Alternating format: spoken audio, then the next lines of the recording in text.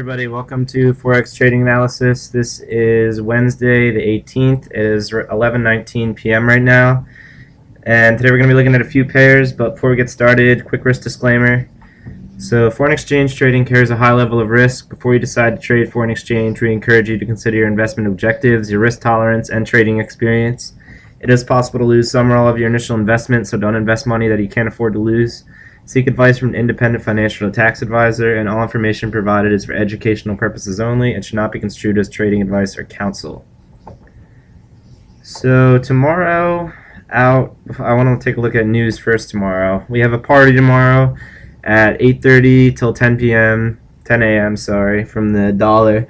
And basically everybody's invited. We'll be having unemployment, existing home sales, and Fed manufacturing index all within the span of about an hour and a half. So the US dollar is going to be moving, and every single pair is going to be looking to move with it, because on a lot of dollar days like this, such as Monday, you have huge moves, and I'll be looking to capture a lot of them, and I hope that you have time to trade tomorrow, because it's going to be an interesting day for almost every single pair.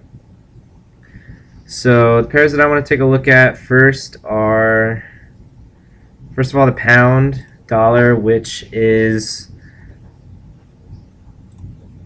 in a pretty moderate uptrend right now. The pound is known for being very choppy, but this is a pretty strong uptrend from back in January. So we did have a push up today of around 100 pips, and that was after good news coming out of the pound, coming out of the UK, sorry.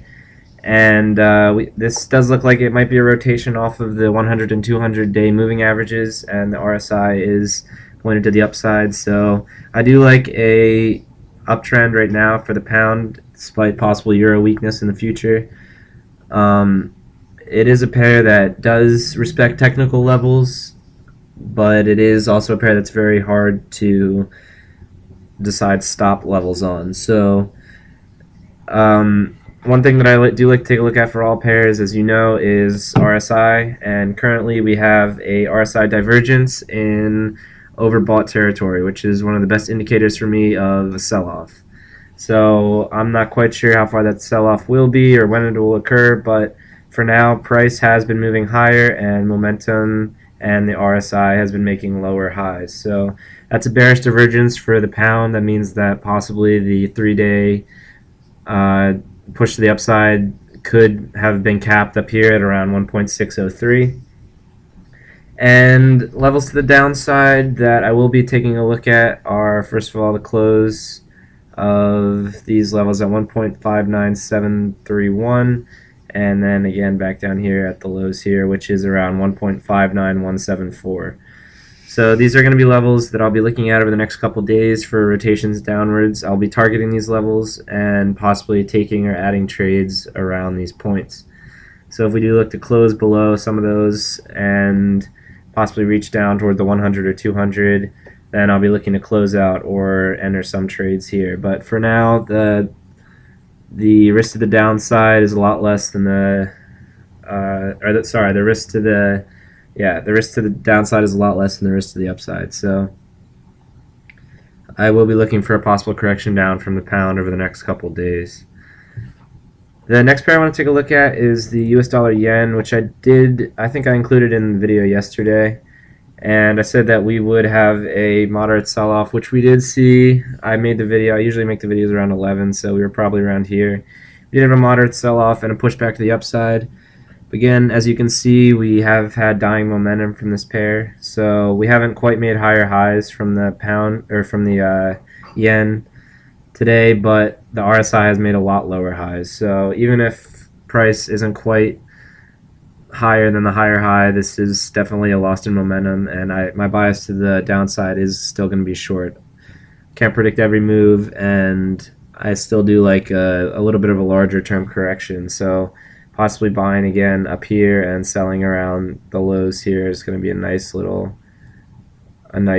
really short-term swing trade. So I think eventually possibly we will break down to the 100 or 200 and possibly even further than that, since the yen has been in a downtrend for so long.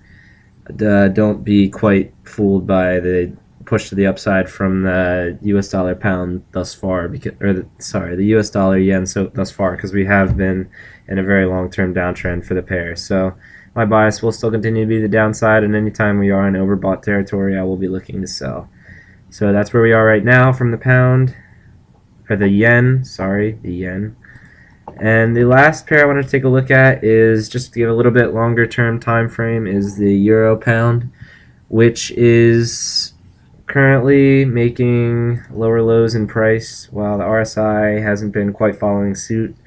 Again, a nice little momentum trade here, but this one is going to be a little bit longer term.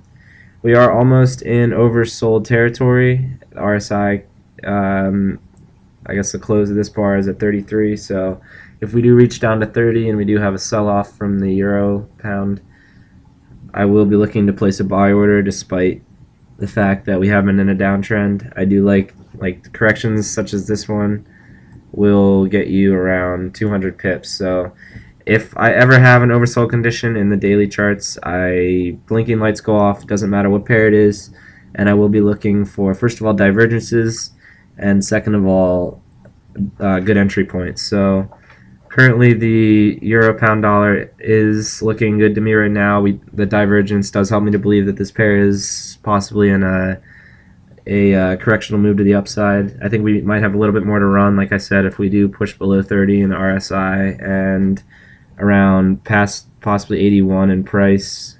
81 is a nice target level. 0.81.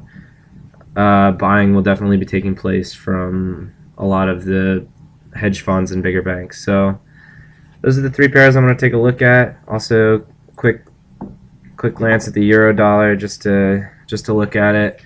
We haven't been in consolidation just based on the fact that we do have so much news coming out of the dollar tomorrow morning. And so if this pair does push to the upside or downside, I think it'll be quite a substantial move just because we have been in such a consolidation phase. Over the past 10 or so hours, we've only moved about 20 pips. So that is a indication to me that we will be in for some big moves from the euro over the next few days, and it has me very excited. So I hope you're as excited as I am. Thank you very much for watching, and good luck trading this week.